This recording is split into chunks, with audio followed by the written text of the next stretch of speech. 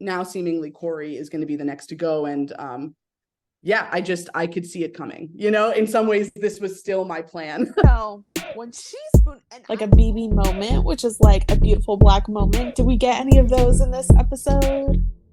Black. We have a chaotic bi moment of the Chaotic bi moment. And you're watching Black Bi Reality. Black Bi Baddies. And those who love us.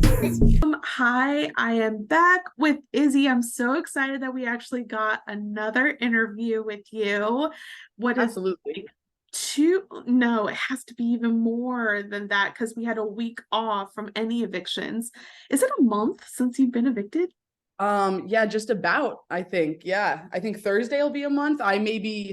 All my stands out there will be upset to know that I have stopped counting and have stopped studying. So I don't know the exact days, but yeah, it's been a while. Wow.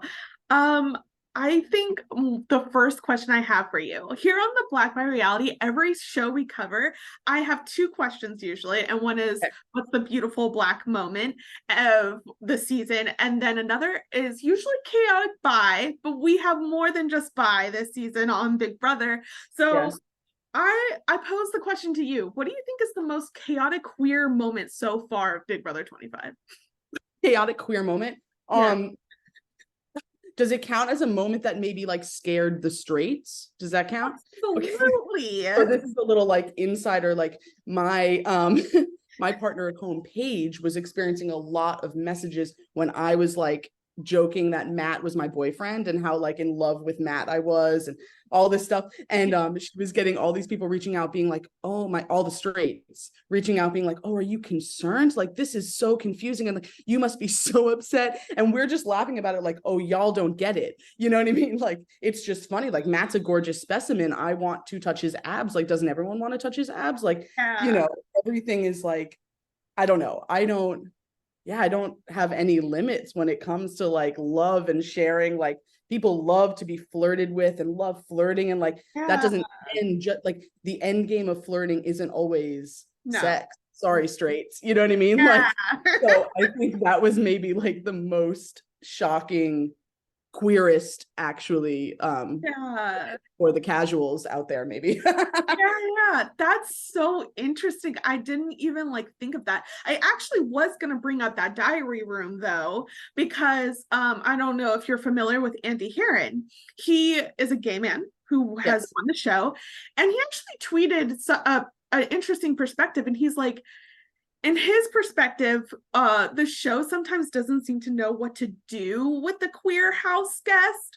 Absolutely. And he's just like, yeah, I remember being asked about like lusting over like some people in the house, and it's just not the most natural diary rooms. So is that the case when you were doing the whole? No, I love talking about the snot clinging to Matt's body. No, absolutely. I mean, I think it was different. I mean, I think the world usually doesn't know what box to put me in, and that's something that, you know, I'm a proud, you know, I feel very feminine even in my gender expression, which I think is like really confusing for people. And so I think that was, I was proud to be the short-haired, flirty princess, little spoon contradiction on the show, actually. So all right, that's fair. The next question is, what was it like watching Cameron's eviction? I mean, watching it twice, or you know. Okay, so you watched it twice. Is there anything I just think, like, you know, he got evicted, That's which was he got evicted and then was, you know, kept for outside factors, and then at the next chance that he could be evicted again, he was. And yeah, I mean, I felt very confident about my reads in the house and about my understanding of relationship webs in the house, and that was something that I was never a hypocrite about. I think I did misread my relationship with Cory and his with America, which I've been very open about since leaving the house. But no, I mean, I knew Cameron was going to be a problem for the house, and he was a problem for the power in the house, which was me, Cirie, Felicia, you know. And so once I was gone, I knew that he would be the next to go. And Cory was, very much a problem. And I think the fact that he showed that he would get rid of me in early on and sloppy, maybe like raise some red flags. And so I'm not shocked that Cory is in some ways now the next to go after Cameron's eviction. You know, I mean, I know Jared and Mimi were in there, but that was because of who won HOH and things like that. But so now the next possible opportunity, now seemingly Cory is going to be the next to go. And yeah, I could see it coming, you know. In some ways this was still my plan. So I feel maybe still in the house a little bit. I mean, I'm gonna be honest. I didn't think Cory was going to be like the next on the thing, and he probably wouldn't have been if he just played the game so differently. Like, I mean, of course, but we could say that about everyone, right? Exactly, exactly. But it's just like he took his foot off the gas and decided, oh, I'm gonna be more focused on my relationship with America, while everyone else is like, well, Cameron's out and we can end the double eviction, even though it was frozen, like that let everyone kind of maneuver and change the dynamics in the house. And instead of Cory taking any opportunity, he was like, I did it. Yeah.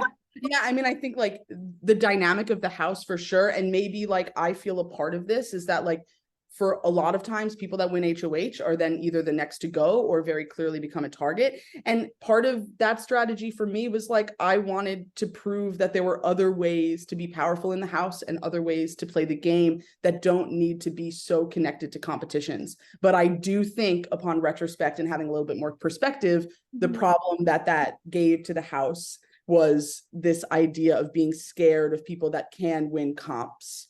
You know, the unanimous house votes, which I hate. I was hoping if I had stayed in the house, I would be the first real split. I really was hoping that it would be, you know, but so I think that everyone is scared of Jag, not that power being used on Jag the week that he was unanimously voted out and stayed in the house. That I think was really the start of a lot of unraveling of different power structures. And that makes the house really one-sided. And I think Cory was in on that, being scared. He was working. I mean, we even talked about, I was like, why are you trying so hard to be with Jag, like really be with Jag? And he's like, I want to be with Jag, you know? And so it's like, wow, okay, I don't really understand it because, yeah. So I think that's like the real downfall of Cory is, and I think a lot of people in the house is that power being used on Jag. So very true. Very true. So hopefully, I'm hoping we get to see some goodbye messages. I don't know, because we didn't, for some reason, for Cameron, that wasn't the case. What did you think of that decision? I don't know. I mean, I have, you know, my own conspiracy theories, which I'll keep myself because I'm trying to be a certain person outside of the house. But but I don't know. I thought that was odd, and I think it'll be more telling what happens with this next eviction if we see goodbye messages. I think that will be telling, or we'll have a lot more opinions about why they didn't use goodbye messages for Cameron. So, you know, Cerie's ready to say, you know, send Cameron my love. And you said that I might be able to beat you physically, but not mentally, but I outsmarted you by not being in a showman. So obvious. What would your goodbye message be to him? To Cory? Yeah. Oh, well, I was terrible at goodbye messages. So it's just me. I don't know if you're going to get the piffy answer that you want. If I was in the house and this was the situation, you know, I would just be like, I told you America would be your downfall, but you don't want to listen to me. And, you know, I hope y'all have a long, beautiful relationship outside of this house because it is ended inside the house. So I don't know. Basically. Yeah. So you did trust Cory as he was getting close to America. What are your thoughts of where this couple has ended up now? And honestly, do you think you still would have tried with Cory as an ally, seeing his dynamic with America?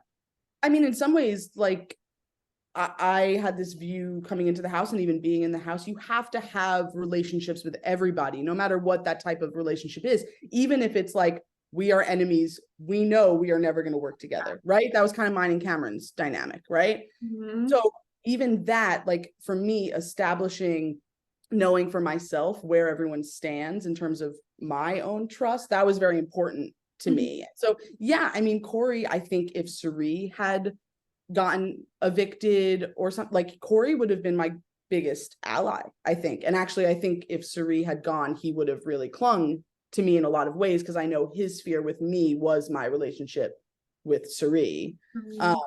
And so I don't know. Yeah, I think we would have worked together. It was never, for me, it was like we always knew we were going to come after each other. In some ways, my beautiful thing would be me and him ending up on the block at 5. You know what I mean? Like that's how I saw our relationship sort of like continuing and furthering, with an understanding that both of us wanted to game and we wanted to use each other for each other's strengths, but then realizing we don't want to sit next to each other, right? I mean, like, and that to me is the missing element for some people in the house, where like I would never take that personally. I didn't even take the move against me from Cory personally. Like I just thought it was sloppy. I just thought maybe it wasn't actually the best thing for him.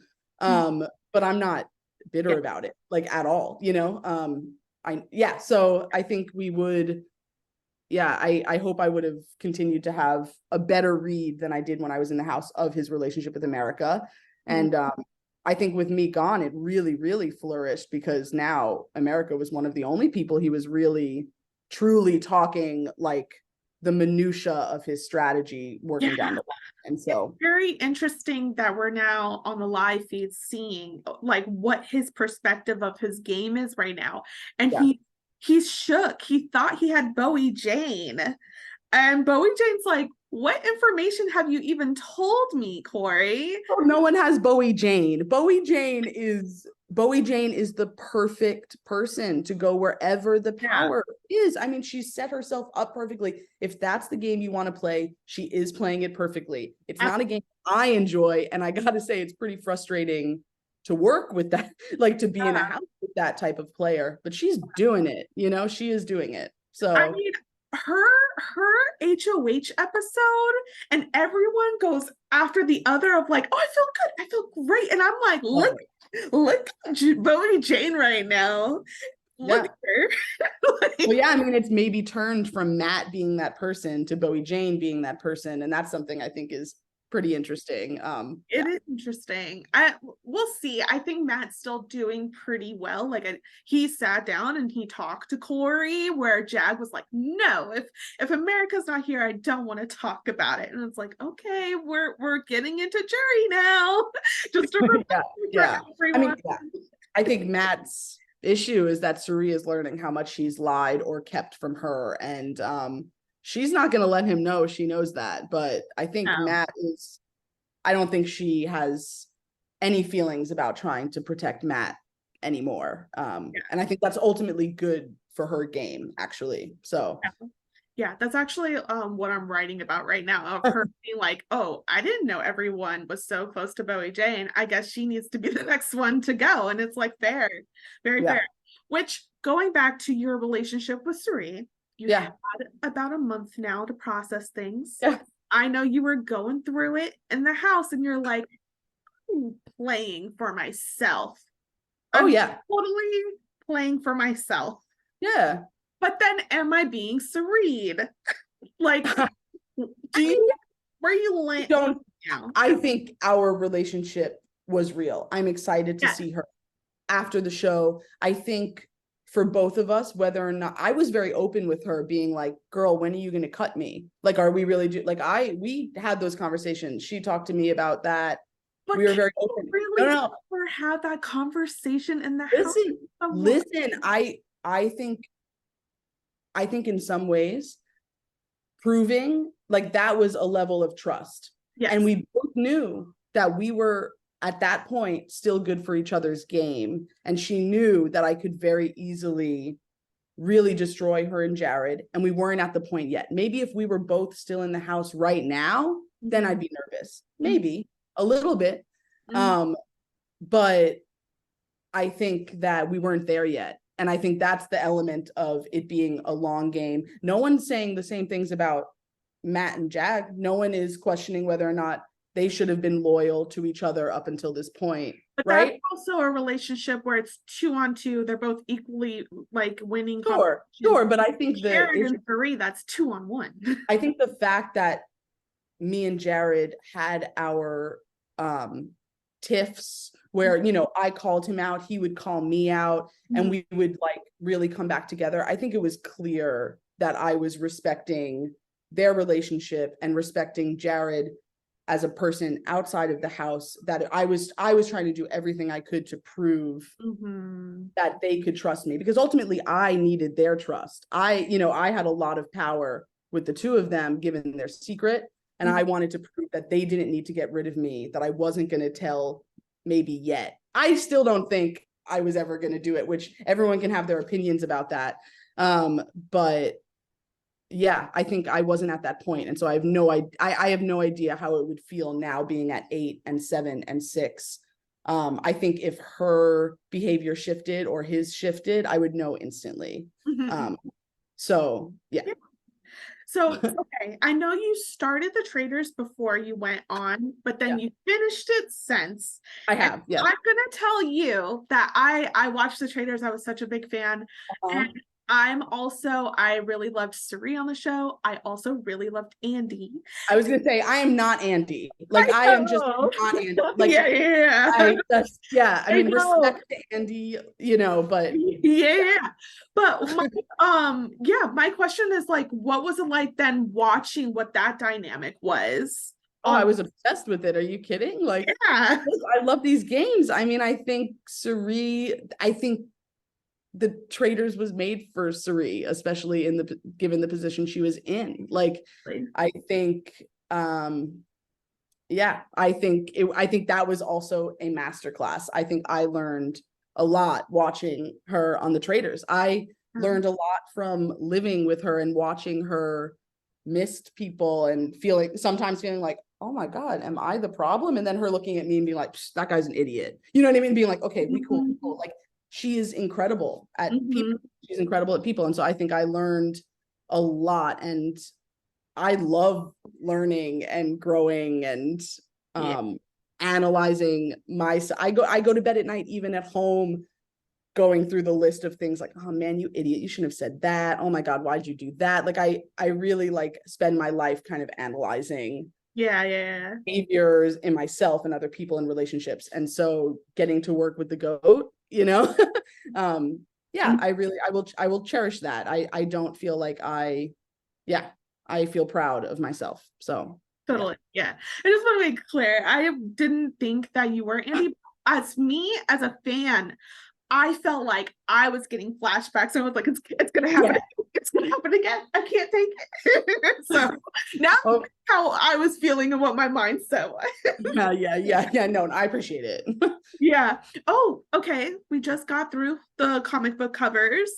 You had Dizzy Izzy with your view. Do we like it? What was your thoughts? Listen, I know that people have their thoughts about me being like this chaotic mess. I don't feel like a dizzy Izzy, but I liked my comic. I thought it was one of the better comics. I thought it looked like me. I was really proud. I was really like adamant at yelling at Mr. B, like, you better not, you better represent me like the stud that I am, and so I feel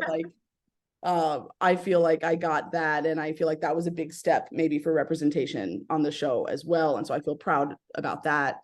I think I look cute. I don't know, I liked it. Whatever, get my flute in there, learn how to hold a flute, but that's fine.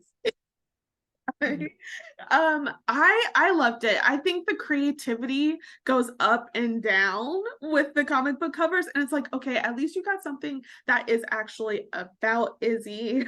I didn't take it as Dizzy being about you. It's like, oh, I guess when they play like the flute, then you make I mean, listen, it makes sense. We get the rhyme, I've heard it before, Any other comics that you were like, what is albacore?